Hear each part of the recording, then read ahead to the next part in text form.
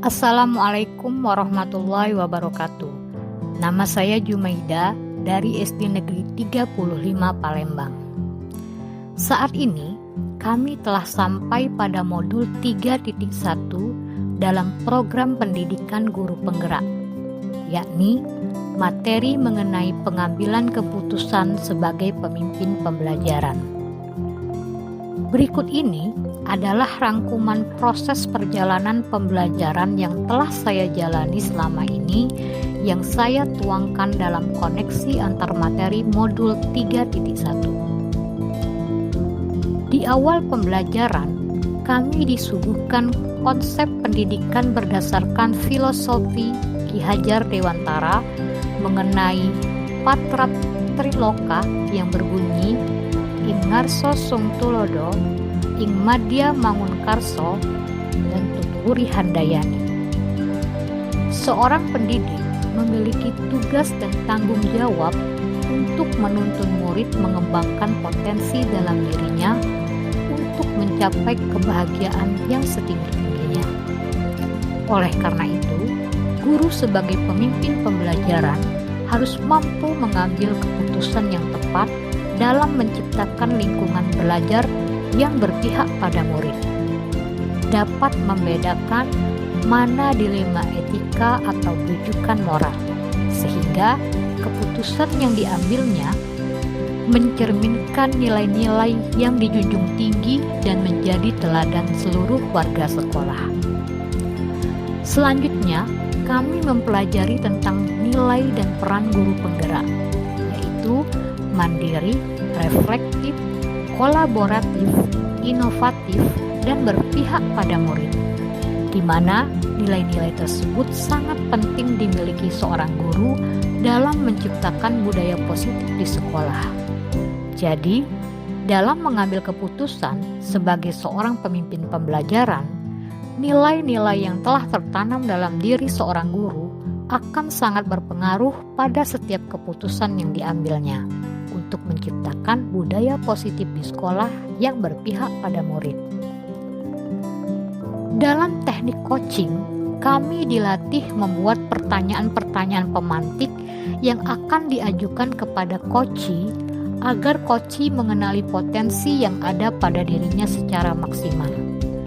Di antara beberapa jenis pertanyaan, salah satunya terdapat pertanyaan reflektif, yaitu pertanyaan yang mengulang kembali bahan diskusi, baik pikiran atau perasaan, sehingga lawan bicara merasa diingatkan akan keputusan yang telah diambil sebelumnya.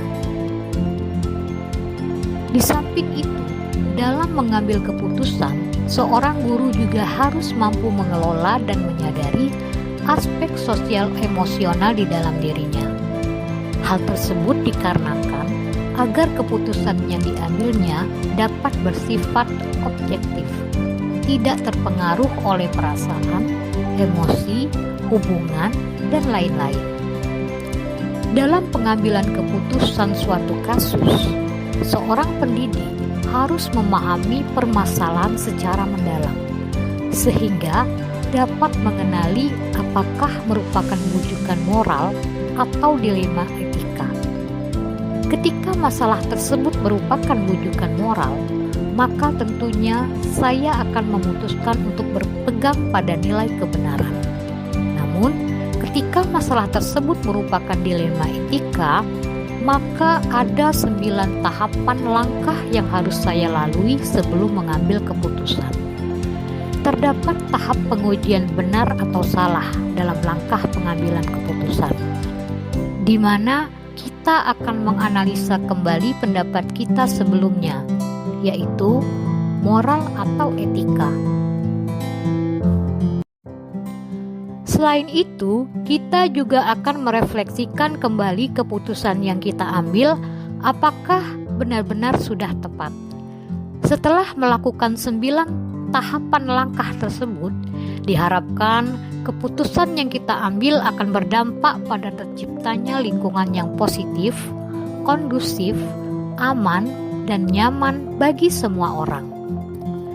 Di masa pandemi ini, saya sering menggunakan paradigma rasa keadilan lawan rasa kasihan terhadap kasus-kasus belajar murid secara daring.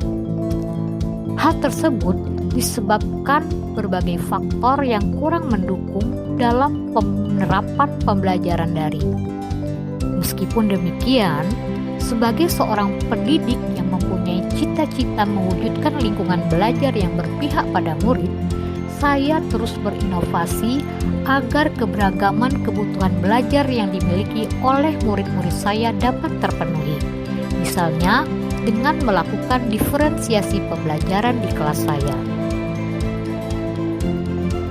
Pengambilan keputusan yang didasari dengan nilai seorang pendidik yang mandiri, reflektif, kolaboratif, inovatif, dan yang paling penting adalah bahwa setiap keputusan pembelajaran yang diambilnya adalah keputusan yang berpihak pada murid. Dengan demikian, guru akan menciptakan pengajaran yang memerdekakan murid. Dalam setiap keputusan yang diambil oleh seorang pemimpin pembelajaran akan mempengaruhi kehidupan atau masa depan murid-muridnya di masa yang akan datang. Karena dalam setiap keputusan yang diambil memberikan pengalaman dalam perjalanan pembentukan kepribadian tiap individu murid.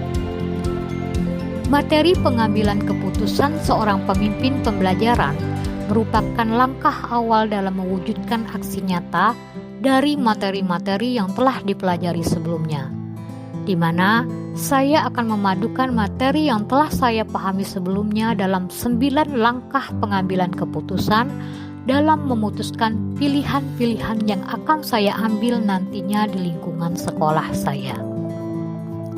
Wassalamualaikum warahmatullahi wabarakatuh.